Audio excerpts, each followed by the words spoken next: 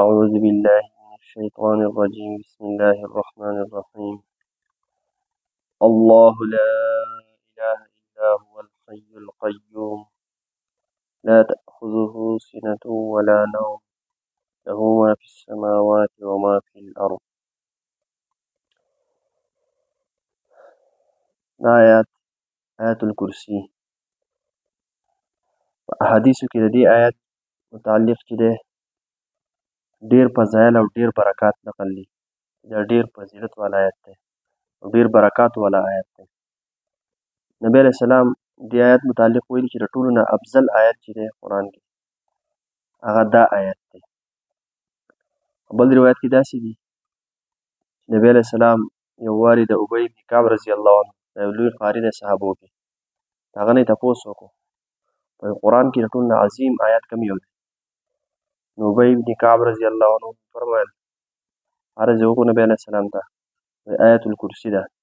نو نبی علیہ السلام د هغه تصدیق وکړو، داسې انداز کې تصدیق وکړو وی ای ابوالمنذره ستا علم دې تا ته مبارک وي، یعنې تا ډېر دا خبره صحیح وکړه چې دا عظیم آیت چې دی په قرآن کې دا دی. بل حدیث کې راځي ابوذر رضی الله عنه نبی علیہ السلام نه تپوس کړی دی چې قرآن کې عظیم آیت کوم یو دی؟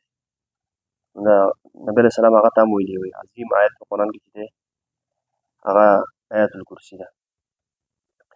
بل حدیث کې ابو هریره رضی الله عنه فرمایي چې نبی علیہ السلام فرمایل چې دا آیت چې دی د آیت کرسي چې سید آیات القرآن چې د قرآن د آیتونو سردار دی آیت الکرسي. او بیا وی نبی علیہ السلام چې په کوم کور کې د آیت الکرسي ویل کېږي هغې نه شیطانان وځي او بهر ته تښتي کوي. دا ډېر لوی عظیم شان آیت دی. نبی علیہ السلام روایت دی حدیث دی چې څوک د هر فرض مانځه نه وروستو دا آیت وایي د آیت الکرسي د هغه او د جنت ته داخلېدو په منځ کې صرف یو شی دی مانع دی صرف مرګ دی. یعنې دا آیت چې څوک د هر فرض مانځه نه وروسته وایي د ده په جنت داخلېدو کې صرف دومره ټایم دی چې دله صرف مرګ راشي، بس چې مرګ وله راغی بس دی فورا جنتي دی. معنی دا چې فورا به دی د جنت هغه آثار او هغه کم مشاهده یعنې د جنت کم آثار او راحت هغه به درته شروع شي. که دی اوس په قبر کې جنت هغه آثار او مشاهدې چې کومې دي هغه به دی کوي. نو داسې عظیم شان آیات چې سړی څومره لوی خوشخبري ده چې د هر فرض مانځه نه بعد ویلی شي نو بس د مرګ نه وروسته ډایرکټ چې دی جنت دی. انشاءالله زه به هم کوشش کوم نن نه بعد په دې به انشاءالله خصوصي دغه کوم. ډېر لوی فضایل دي. د دې نه علاوه نور هم حصار وغیره سړی په دې آیت سره کوي د حفاظت لپاره چې دی په هر ځای کې مثال په طور سوارلي دې ودروله ګاډی وغیره کوم ځای بې ځای دې ودرو آیت کرسي په مخه ځه یا ټاله ده یا دکان دی وغیره هر څه حفاظت په دې کولی کېږي. د دې نه علاوه د جادو سحر نظر وغیره د هغې لپاره هم د آیت ویلی شي. او بیا د حصار خپلې طریقې دغه زموږ استاد یو د حصار یو طریقه ښوولې ده چې دا آیت شپږ پیرې وایه ماته او په داسې انداز کې چې دا آیت داسې شپږ پیرې وویلی شي چې یو پیر وویلی شي نو مخې ته پوکړی شي، دویم پیر دا آیت ویلی شي بیا شاته پوکړلی شي، دریم پیر دا آیت ویلی شي ښی طرف ته پوکړی شي، او څلورم پیر دا آیت ویلی شي ګس طرف پوکړی شي، او په پنځم پیر دا آیت وی بیا او ځمکې طرف ته یې پوکي، او شپږم پیر دا آیت وی اسمان طرف ته یې پوکي، او په اووم پیر بیا چې دی دا آیت وی په دې خپل لاس باندې پوکي او په دې ټول جسم یې راکاږي. دا یو بهترین حصار دی. دا چې سهار ماښام سړی وایي نو جادو وغیره هېڅ شی پې هم اثر نشي کولی. بهترین بند دی کو ځان په دې الله پاک په حفاظت کې. ډېر عظیم الشان او ډېر فضایل والا آیت دی دا. او دې آیت کې چې دی وجه هم دغه ده چې دې آیت کې د الله پاک توحید چې دی دا یو ډېر په عجیبه انداز سره بیان شوی دی. یعنې د الله پاک یووالی چې صرف د عبادت لایق او یو ذات دا دی داسې صفات دي بعضې په دې کې چې هغه صرف د الله پاک سره ښایي.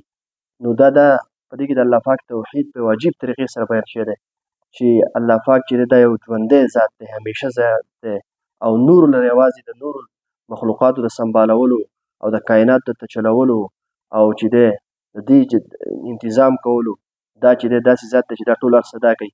او بیا داسې ذات دی چې یوازې په دې انتظام باندې ستړی کېږي وغیره نه بلکې نه وله چې انسان ستړی شي خوب وغیره وله شي نه دله خوب راځي نه دی ستړی کېږي په دې دغه کې او د دې اسمانونو ځمکو بادشاهي ده ورته، او دا بادشاهي ورته د هر ذرې ذرې ورته علم دی، او هغه علم ورته هم داسې دی چې هېڅ شی د علم نه ننوځي.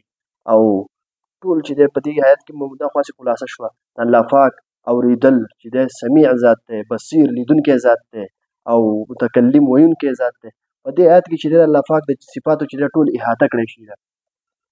دې آیت کې 10 جملې دي یا 10 جملې یا داسې ووایه چې یوه پکې دعوه ده، د توحید دعوه ده پکې چې الله پاک یو ذات دی چې د هغه سره په صفاتو کې او په وجود کې څوک شریک نشته. او بیا 8 دلایل دي د الله پاک په توحید باندې، د 8 دلایل دي. او یا چې دی 10 جملې جوړې جو هغه بیا د اولنۍ دعوه به ورسره هم شمار کړي او اخرنۍ جمله هم. بهرحال 9 جملې دي پکې، هر جملې کې چې د الله پاک جدا طریقې سره صفت بیان کړی شوی دی. نو الله لا اله الا هو دې توحید دعوه ده چې نشته دی لایق د عبادت مګر یو الله، یعنی د عبادت لایق بل هیڅوک نشته سوا د الله نه. دا خو دعوه شوه چې یو ذات دی چې د هغه سره وحده لا شریک ذات دی چې د هغه سره هیڅوک شریک نشته. دا دعوه شوه. الحي القیوم دا اولنۍ جمله ده یا دویمه جمله والا. الحي القیوم داسې ذات چې همیشه دپاره ژوندی دی. القیوم او همیشه دپاره قایم ذات دی. حی دا خو نور مخلوقاتو کې خو هم دا زندگی لیکن همیشه دپاره نه. الله پاک دپاره دا صفت چې دی دا په داسې طریقې سره ثابت دی چې همیشه دپاره دی. نو دا صفت د بل چا دپاره نه دی ثابتو. او چونکې مرګ او دا ټول چې دی دا عیوب دي نو الله پاک له دا نه راځي. القیوم دا د قیام نه دی د ودرېدو نه، مطلب په خپل ځای باندې ودرېدل او جمع کېدل. لیکن بیا قیوم د مبالغې صیغه ده، زورونه ده پکې د الله پاک دغه پکې سیوا دی. نو قیوم دا هغې ذات ته وایي په مبالغې سره چې په خپله هم خپل ذات چې نه هغه قایم ساتي او د هغې نه علاوه نور لره هم چې دی هغه سنبالوي. داسې ذات ته چې خپل ذات ته چې دی په خپل ذات په وجود کې بل چاته محتاج نه دی او دا نور ټول مخلوقات دته محتاج دي، د هغو بندوبست هم کوي. نو قیوم دغې ذات ته وایي. نو دا اوس د دعوې سره لګوه. الحي القیوم چې داسې ذات چې همیشه دپاره ژوندی دی، همیشه دپاره قایم ذات دی. نو الله لا اله الا هو نو د هغه نه سوا بل څوک د عبادت لایق نشته. یعنی چې دا صفات په چا کې نو هغه د عبادت لایق دی، د هغې نه علاوه څوک د عبادت لایق نه دی. لا تأخذه سینة ولا نوم نه نیسي هغه لره پرکاري او نه خوبو. د خوب 3 درجې، یو ته سینت وایي، بل ته نوم وایي او بل ته نعاس وایي. کومه ابتدایي درجه چې انسان له چې اول خوب ورځي سترګې چې ورو پټېږي هغې ته سینتون، یعنی دغه اونګ غونته چې ورته موږ وایو دا اوله کې چې دا سترګې پټېږي راپټېږي دا ابتدایي درجه د خوب وي. او دویمه درجه یې هغه نعاس وي، هغې کې سترګې پټي مکمل، یعنی سترګې پټې شي لیکن خبرې وبرې اوري کوي. نو دغه دویمه درجه. او درېیمې درجې ته وایي نوم، هغه بلکل چې سړی په غفلت ویده شي بلکل کامل خوب باندې ورشي نو هغې ته نوم وایي. نو دې څه مطلب شو؟ لا تأخذو اولنۍ درجې ذکر کړه چې کوم د ابتدا دی، د منځ دا حالت پکې نه ذکر شي چې د منځ دا کوم سړي سترګې پټې خو لکه د ورپسې لکه د خوب ته مایله کېږي نو هغه درجه نه ذکر. خو ابتدایي درجه د خوب ذکر کړی شوې ده چې سړي له څنګه خوب ورځي او اخره چې کامل خوب ودی. دا 2 درجې ذکر کړي چې الله پاک له چې دی نه دغه پرکاري وله راځي او نه وله جوخ خوب راځي. د دې مطلب دا ځکه چې مخکې وي الحي القیوم، قیوم ذات دی چې په خپل وجود کې چاته محتاج نه دی او د نور د وجود ټول دته محتاج دي، د هغو سنبالښت کوي.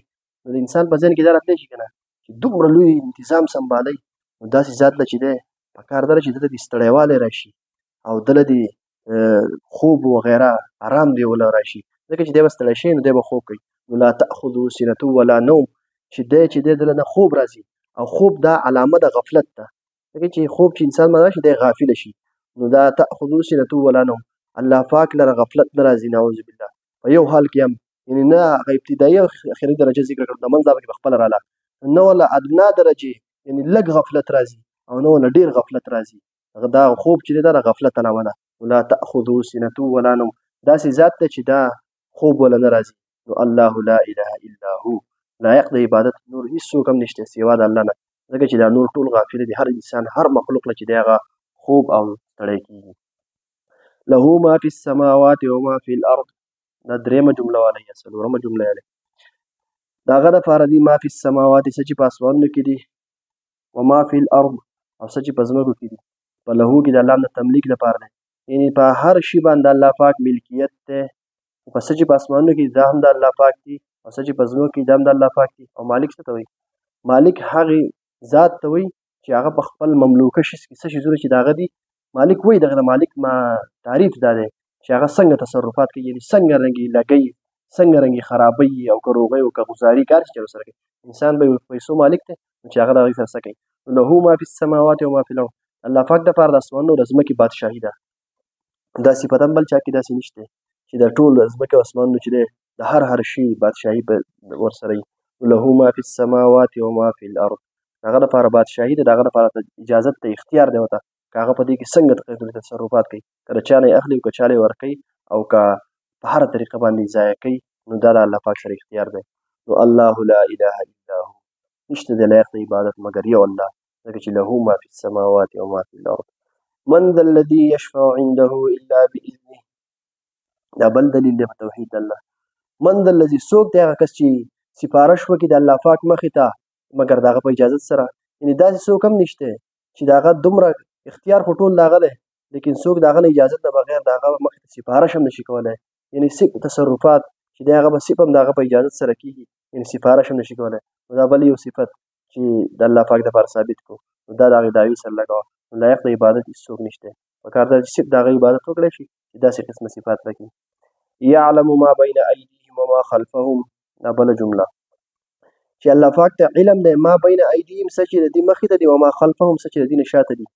دوه مفهومه دي، یعنې الله پاک ته علم دی د دې مخلوق د پیدایش نه مخکې ورته هم علم و د هر شي، او د مخلوق د پیدایت نه بعد چې کوم شیزونه را روان دي د هغې ورته هم علم دی. یا دا یعلم ما بین ایدیهم وما خلفهم، څه چې د مخلوق مخې ته دي یعنې په حال کې دي. موجوده زمانه کې انسان ته څوک د دومره شیزونه علم وي او هغه ورته هم د ټولو نه وي. کوم شی چې مخامخ وي یا د کوم شي سره واسطه وي نو د هغې ورته لږ ډېر علم وي. نو کوم چې د دې مخامخ دي یعنې په دې زمانه کې موجود دي نو د دې به هم د ذرې ذرې علم دی ورته. وما خلفهم، او څه چې د دې نه غیب دي یعنې د دې نظرونو به نه غایب دي، وروسته به د دې نه بعد راځي، نو د هغې ورته هم علم دی. یعنې کوم چې د دې نظرونو نه غایب دي. په هر شي د کائنات په ذره ذره باندې چې دی د الله پاک علم دی، بلکې پاڼه چې دا د ځمکې ته چې راغورځېږي د دې هم الله پاک ته علم وي او دا په اجازت سره راغورځېږي. نو یعلم ما بین ایدیهم وما خلفهم، دا خاص صفت د الله شو که نه؟ داسې صفت د بل چا نشي کېدی چې دومره د ذرې ذرې د هر شي، بلکې انسان ته خو اکثره کوم د یو شی په لاس جوړ کړی د هغې ورته هم پوره علم نه وي. هغه اکثر وران شي، هغه په یو حساب جوړ کړی وي، دا به کال کار کوي، هغه یوه میاشت کار وکړي. نو د الله پاک داسې علم بل چاته نشته، نو دا خاص صفت د الله پاک شو. نو الله لا اله الا هو، د داسې ذات عبادت پکار دی چې دا داسې قسمه صفات پکې او دا صفات به بل چا کې شته نه ما سوا د الله نه. توحید کې ثابت شو چې دا یو الله ذات دی. ولا يحيطون بشيء من علمه الا بما شاء، او احاطه نشي کولی د انسانان په څه شي سره د هغه د علم نه، یعنې د الله پاک د علم نه د هېڅ شي احاطه نشي کولی الا بما شاء، مګر څومره چې الله غواړي. د الله پاک علم دومره وسیع دی، دومره سیوا دی د الله پاک چې انسان د هغې سره اندازه نشي لګولی، مګر څه چې الله غواړي چې بس الله پاک څومره وغواړي دومره قدر به انسان ته ظاهر شي او د هغې نه علاوه نور نشي ظاهرېدلی.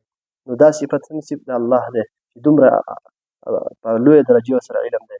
نو الله لا اله الا هو، دا ور توحید به ثابتوو چې بیا لایق د عبادت هېڅوک هم نشته ما سوا د الله نه. وسع کرسیه السماوات والارض، گنجایش دی په کرسۍ د الله پاک کې السماوات د تمام اسمانونو والارض او د ځمکې. یعنې د الله پاک دا کرسۍ دا دومره لوی عظیم شان ده که د تمام اسمانونو او د ځمکې گنجایش پکې شته، که دا پکې کېدی دا پکې ورک شي، دا پکې نه ښکاري. اوس دا کیفیت داسې اندازه کې اخیستل کوم چې موږ د عام حالاتو کې الو چې انسان چې دی په کرسۍ کښېني، نو دغه د الله پاک دپاره دا نه دي ثابت، ځکه چې عام حالاتو کې چې په کرسۍ انسان کښېني خو د هغه جسم وي که نه، د الله پاک دپاره خو جسم ثابت نه دی، جسم د الله پاک دپاره نشته. دارنګې د الله پاک دپاره ځای ثابتول چې په دې ځای کې راتلل وغیره دا ټول عیوب دي. په یو ځای کې راتلل نو دی دې ځای ته محتاج دی، نو الله پاک خو څه شي ته محتاج نه دی. نو دا متشابهاتو نه دی. اوس دا د الله پاک د شان مطابق چې څنګه لایق وي دغه رنګې به دا کرسۍ وي، ځکه چې د الله پاک دپاره خو جسم نشته نعوذ بالله. نو داسې په داسې کیفیت کې به یې په ذهن کې ونالئ چې دا عامو کرسو په شانتې، بس دا د الله پاک څنګه د الله پاک د شان سره مطابق وي دغه شان به دا کرسۍ وي. نو وسیعه خو دومره گنجایش دی پکې دومره لویه ده دا ټول اسمانونه. حدیث کې راځي وی د دې تمام اسمانونو یعنې د 7 اسمانونو د ځمکو او د دې کرسۍ مثال به داسې شي وي، داسې مثال نبي علیه السلام ورکړی وي لکه یو غټ میدان چې د کرسۍ مثال به داسې شي لکه یو غټ میدان او د هغې د چې دی د دې ګوتۍ د یوه حلقه وولي نه ګوتۍ دا کوم تاو دغه چې حلقه چې دا چې ورته ورغوځاره کړي دا په غټ میدان کې ښکاري هم نو د الله پاک دا کرسۍ دا دومره لویه ده که دا تمام اسمانونه دا ځمکې ورته داسې ورولي دا داسې به نه ښکاري لکه څنګه چې دغه ګوتۍ دا دغه نه ښکاري دا کوم ګولایي چې دا خو پکې په دومره غټ میدان کې چېرته دا ښکاري دومره غټ دی. بیا د عرش باره کې راځي نبي علیه السلام فرمایي چې عرش دومره غټ دی د دې کرسۍ نه بیا چې که دا کرسۍ د داسې یو غټ میدان ته چې دی داسې یو ګوتۍ وولي دا کرسۍ دومره عرش په مقابله کې ده. دا د الله پاک چې دی مخلوقات دي دومره لوی لوی دي. نو دا وسیع کرسي السماوات والارض چې د هغه په دې کرسۍ کې ګنجایش دی د تمام اسمانونو او د ځمکې. ولا یؤوده حفظهما او ګران نه دي په الله پاک باندې حفظهما د دې اسمانونو او د ځمکې حفاظت. د دې اسمانونو او د ځمکې دا کوم تصرفات وغیره دا ټول نظام چې چلیږي دا په الله پاک باندې څه ګران نه دي. الله پاک دا اعوذ بالله ستړی کوي یعنې دلته د هغې د تکاوټ او یا څه ګران مشکلات هېڅ هم نشته دا ټول الله پاک ته اسان دي. نو چې داسې ذات دی نو د عبادت لایق دغه یو ذات دی الله لا اله الا هو وهو العلي العظیم او هغه بلند دی او عظیم الشان دی. او دا ظاهره خبره ده چې دومره دلایل بیان شي نو هر یو عاقل سړی چې دی عقلمند انسان د هغه په خوله دا خبره جاري کېږي چې دا دومره صفاتو مالک چې دی چې دا چې دی واقعي دی چې دا بلند دی. نو وهو العلي العظیم په اخره کې راوړو چې هغه بلند دی عظیم الشان چې دی هغه څه دی الله پاک ذات دی. ترجمې ته وکړئ. الله لا اله الا هو نشته دی لایق د عبادت ما سوا د الله نه. الحي القیوم همیشه دپاره ژوندی ذات دی او همیشه دپاره قایم ذات دی. لا تأخذه نه نیسي الله پاک لره سینتو پرکاری یا اونګ ولا نوم او نه خوب له الله پاک دپاره دي ما فی السماوات څه چې په اسمانونو کې دي وما فی الارض او څه چې په ځمکه کې دي. من ذا الذي څوک دی هغه کسو یشفع عنده چې سپارش وکړي د الله مخې ته الا باذنه مگر د الله پاک په اجازت سره. یعلم ما بین ایدیهم علم لري د هغې څه چې سره دي مخې ته دي. وما خلفهم او څه چې د دې نه شاته دي. ولا یحیطون او دوی احاطه نشي کولی بشیء پس شي سره من علمه الله پاک د علم نه الا بما شاء مگر څه چې الله پاک غواړي. وسع گنجایش دی کرسیه په کرسۍ د الله کې السماوات د تمام اسمانونو والارض د ځمکې ولا یؤوده او ګران نه دی الله ته حفظهما حفاظت د دې دواړو. وهو العلي العظیم الله پاک بلند دی چوت دی عظیم عظیم الشان ذات دی.